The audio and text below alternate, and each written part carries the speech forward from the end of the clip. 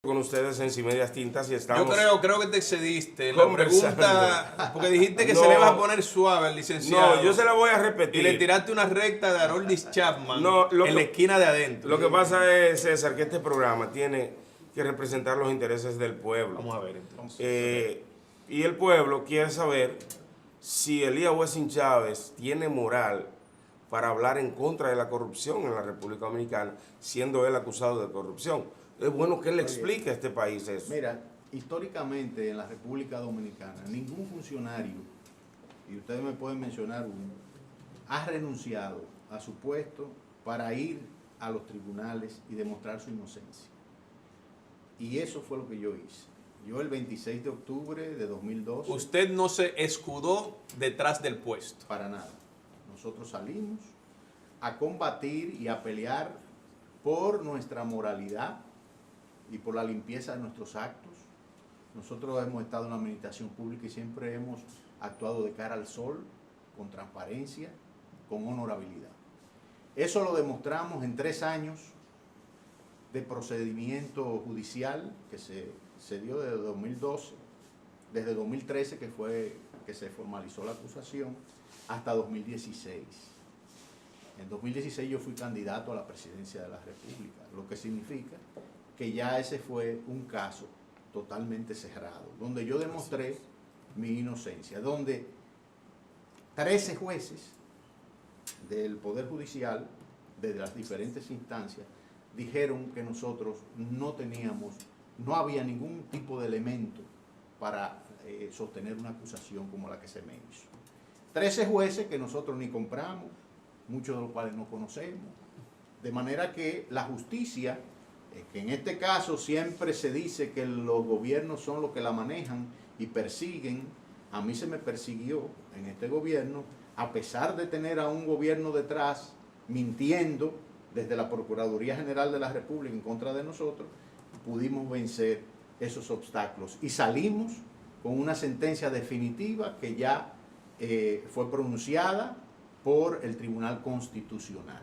El Tribunal Constitucional remitió a la primera decisión de la jueza de instrucción todo el procedimiento nuestro, que estableció que no había lugar a ningún tipo de acusación. Fue una acusación vulgar la que se me hizo. ¿Por qué? Porque básicamente se refería a una nómina que nosotros encontramos en bienes nacionales, una nómina de 11 millones de pesos que se pagaba a empleados, que nosotros las redujimos a 9 millones. ¿Por qué las redujimos? Porque sacamos todas las botellas que había ahí, y la dejamos de 11, las redujimos a 9. Entonces, lo que se hizo fue que se multiplicó 9 millones por 13 por la regalía pascual, y ese fue el monto que supuestamente nosotros desfalcamos en bienes nacionales. Una acusación inverosímil. Una jugada sucia del presidente Medina. Claro, porque si tú, ustedes que deben de saber algunas cosas de la administración pública, saben que ese es un dinero que ni siquiera entra a bienes nacionales. Eso va a tesorería después que se aprueban las nóminas en Contraloría, o sea, Hacienda la aprueba, y entonces eso se deposita en el banco de reserva, y cada empleado va y cobra su dinero. De manera que la acusación que se me estaba haciendo a mí era que yo me aparecía cada vez que un empleado cobraba, y mire, deme mi dinero, a quitarle el dinero. Esa es la acusación. La acusación es vulgar, es burda. Sí, un disparate, porque los jueces, que te estoy hablando, que fueron 13 jueces que dictaminaron en todo el proceso, cuando vieron eso dijeron, no, pero esto es un disparate. Entonces con ese disparate se me quiso desacreditar. Tenemos que reconocer que el daño se hizo como quiera, porque nosotros los políticos tenemos que ser lo suficientemente capaces de tener piel para que ese tipo de acusación les rebote a uno. Ya nosotros no tenemos nada pendiente con la justicia, gracias a Dios, y demostramos nuestra inocencia, porque siempre hemos actuado de cara al sol. Mi crianza como hijo del general Wessing fue esa. Ese fue el ejemplo que me dio mi padre. Que le podrán decir cualquier cosa, pero mi padre fue un hombre honesto, intachable en el manejo de los recursos económicos, y por eso fue un líder militar, porque cuando estaba en el CEFA se ocupaba de sus subalternos. Y ese CEFA fue el que se enfrentó en el 1965 a lo que querían instalar una Venezuela o una Cuba aquí. Eso es bueno, así. Ese es otro tema, Sí, licenciado. Ese es otro tema. Pero ahora lo podemos hablar, porque aquí sí, analizar a profundidad. Ramón, de ese tema solamente un solo lado que ha hablado siempre. Eso es verdad, eso es verdad. Y ahora con las redes nosotros podemos por lo menos defenderlo. Pero quizá en otro programa vamos a analizar profundamente Ojalá sea las pronto. dos vertientes. Claro que sí, con mucho gusto. Pero nada, para bajar un poquito la tensión en este espacio, ¿cómo ha estado el PQDC? ¿Cuál es la composición del PQDC tanto en lo municipal como en lo congresional en este momento? Mire, el PQDC en conjunto y en promedio sacó 1.32% en las elecciones pasadas. Y nosotros, de acuerdo con las encuestas que manejamos y que mucha gente la conoce, tenemos ahora mismo un 2.5%. Es decir, que el partido está creciendo, el partido está haciendo su labor de estructurar todo el territorio nacional. Nosotros estamos vigentes en los 158 municipios. ¿Tienen regidores, alcaldes y diputados? Tenemos 7 regidores, 2 alcaldes y una diputada nacional. Nosotros en el proceso pasado, que fue todo un desastre, salimos vivos, como decimos. Licenciado, ¿los alcaldes son de dónde? ¿De qué municipio? De Sajoma, en un distrito municipal que se llama La Cuesta. ¿Fueron solos en Sajón? Sí, en todas partes fuimos solos. Llevamos 4.000 y pico de candidatos solos en los 3 niveles. Perfecto. O sea, el PQDC demostró que se puede ir solo. Y un síndico en Caleta de la Romana y la diputada nacional, Besaida González. Licenciado Elías Wessing Chávez. Sí. Se está dando un fenómeno en la República Dominicana donde vemos una gran cantidad de candidatos presidenciales, a alcaldes, a diputados, a senadores que pertenecen a la comunidad cristiana evangélica. Sí. ¿Qué opinión tiene usted sobre ese particular? Y si entiende usted que la unificación de ese grupo pudiera darle una importante participación electoral en República Dominicana. Podría ser significativo, pero todavía aquí en nuestro país no hay un voto evangélico. Lo que hay es un voto normal del ciudadano común. Los evangélicos votan igual que como vota cualquier otro ciudadano. Reitero, no hay un voto evangélico, o sea, porque no hay una conciencia de clase política. Hay muchas denominaciones que tienen criterios, tienen doctrinas, piensan de una manera de lo que es la política. El evangelio aquí entró con misioneros que vendieron una doctrina un tanto radical, sí, de aislacionismo, de que cerrada. Entonces eso lo hemos ido rompiendo. Yo tengo aproximadamente 30 años en el evangelio y como político he dado testimonio de que se puede ser protestante y se puede ser político. Hemos tratado de que el pueblo evangélico entienda que debe de participar más. Sí, porque los evangélicos no participaban en política. Y muchos son radicales en contra de la política. Correctamente. Entonces, eso es algo que se va a ir venciendo con el tiempo. Y en su momento podría suceder lo que recientemente sucedió en Costa Rica, que un pastor evangélico por poco gana las elecciones. Sí, en Guatemala ganó Morales, que era miembro de una iglesia evangélica. En Chile está José Antonio Caz, que sacó un 8% de la votación y en segunda vuelta le dio el triunfo a Piñera, y así por el estilo. Hay que ver, licenciado, si esos evangélicos no son como Clinton, que era bautista, pero entonces hacía una serie de cosas que desdecían de su iglesia. Será Batista. Será Batista, sí. En sintonía en la ciudad de Nueva York, Jenner Gómez, Eduardo Elías Oviedo en Santo Domingo, Juan Ureña, Isidro Montero en la Mata de Farfán y Luigi José.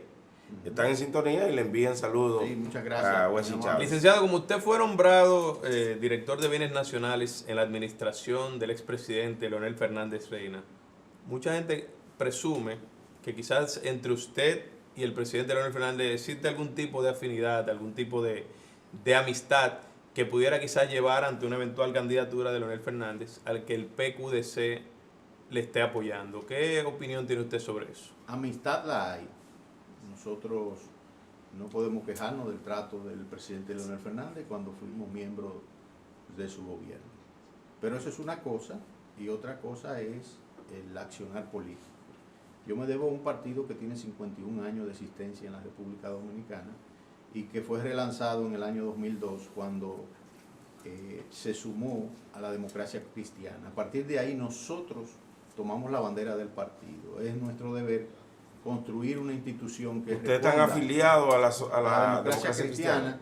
No estamos de manera ya oficial afiliados, pero sí estamos atendiendo y vamos a atender cónclaves de ellos como observadores para llegar a ese punto. Entonces, muy interesante. Nosotros tenemos un proyecto de nación y ese proyecto de nación lo encabezo yo. Eso no está en negociación, en la mesa de negociación. Aquí nosotros aspiramos a seguir creciendo de cara a 2020 y ser una sorpresa en el torneo electoral que se avecina.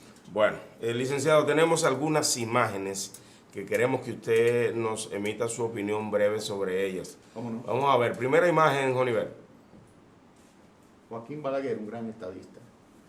¿Lo admira?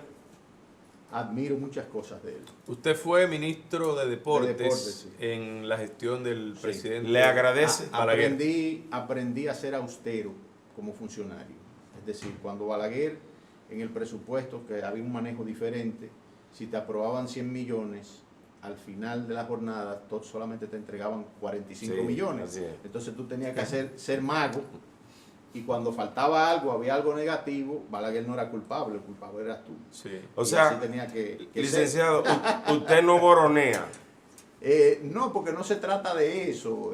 Con usted Ramón. no se pica. No, porque no se trata de eso. Y lo que yo quiero decir es Que administre. que Balaguer tenía una forma de administrar el Estado Dominicano con cierta mesura Sí, así y es. no con un dispendio Sí, eso es como el correcto. que le hemos visto ahora. por Ese es ejemplo, uno de este sus gobierno. grandes logros. Exactamente, que tiene que coger hasta prestado en el mercado de los bonos para pagar salarios. Balaguer llenó el país de presas, prácticamente Con con recursos recursos propios. Así mismo, 35 presas, de las cuales él hizo 30. Exacto. O sea, entonces es una persona Siguiente que debe imagen. ser admirada. Siguiente imagen. Siguiente imagen. Francis Camaño, en lo personal, fue amigo de mi padre, el general Wessing. Eso poca gente lo sabe. Sí. O los que lo saben no quieren saberlo ni decirlo. No lo reconoce. Sí, mi padre tuvo la oportunidad que Dios le dio de salvarle la vida cuando Belisario Peguero lo estaba persiguiendo tanto a él como a Morillo López, que fue jefe de la policía, Sí. en un tema de un contrabando de alcohol que hubo. Y mi padre lo protegió en el CEFA. Y allí pues eso creó una crisis entre el CEFA y la Policía Nacional de ese momento, que todo el mundo conoce, pero que los historiadores de este país no le da la gana decir. Después surge el conflicto bélico del 24 de abril, Camaño se asila en la Embajada de Uruguay y Montes Arache va a sacarlo de la Embajada de Uruguay para que él entonces lidere la parte que estaba de este lado. Siguiente Así, imagen. un gran líder de masas de la República Dominicana, un hombre noble. Usted estuvo cerca de él, ¿no? Aprendí mucho de él. Era una persona que le daba participación a sus aliados. El aliado que estaba al lado de Peña Gómez se sentía seguro y protegido porque él lo defendía. Distinguido se sentía. Muy distinguido. Yo tenía que hablar en todos los actos que él estaba, él me llamaba.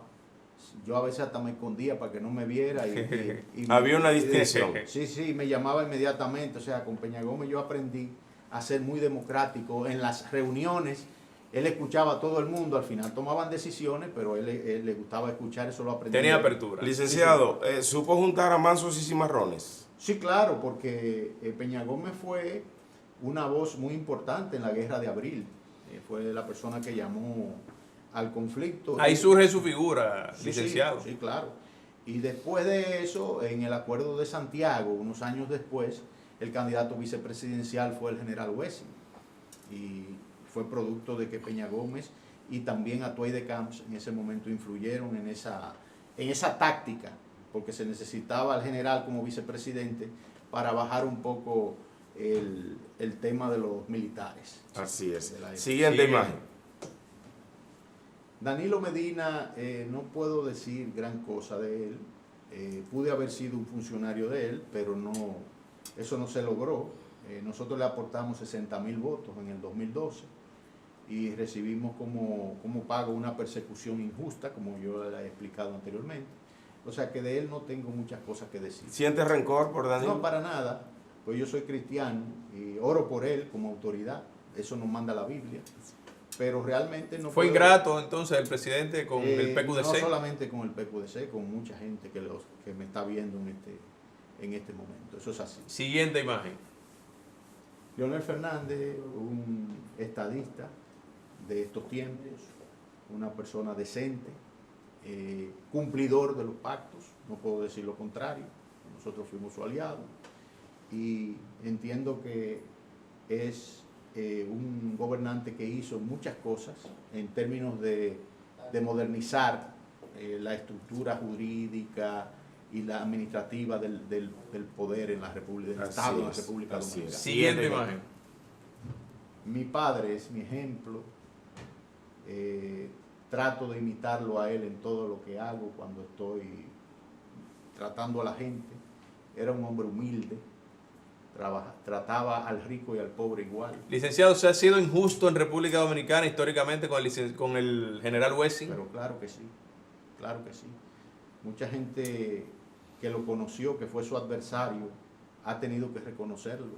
Mi padre se fue al exilio en el 1971 y llegó con $500 en los bolsillos a España. Fue un hombre honesto y ese es mi ejemplo. Y pienso que los militares y los civiles que lo conocieron a él pueden tener la misma opinión que yo estoy dando ahora mismo. Bueno. Y para culminar, si estamos sentados en este programa, ustedes y nosotros entendemos que se debe a lo que él hizo en el año del año 62 al 65. Porque aquí había una conspiración para que Cuba, Fidel Castro, el Che, fueran los que dominaran la República Dominicana. Y si hubiera un régimen de esa naturaleza, tipo Venezuela, socialista, este tipo de programa no se podría hacer porque ellos lo controlan todo lo que sea crítica en un país así, hay censura. Estaríamos nosotros esperándonos ahí la policía para meternos presos. Sí, pero recuerde que también la derecha ha sido muy radical. O sea, sí, es un tema de análisis, sí, como le decía. Pero la derecha siempre persiguió mucho a los políticos en la República Dominicana también. Bueno. Pero ese no es el tema, y más al final de este espacio. De verdad ahí que nosotros... Ahí no estaba Wessing gobernando. Bueno, queremos saludar a Afrodita Alcántara, Primitivo Gil, que le envía saludos, y Felicelías Tavares, Oscar Oviedo, el hombre de Oviedo Farma, también en sintonía, y Mónica Martínez. De verdad que para este programa, este ha sido un manjar.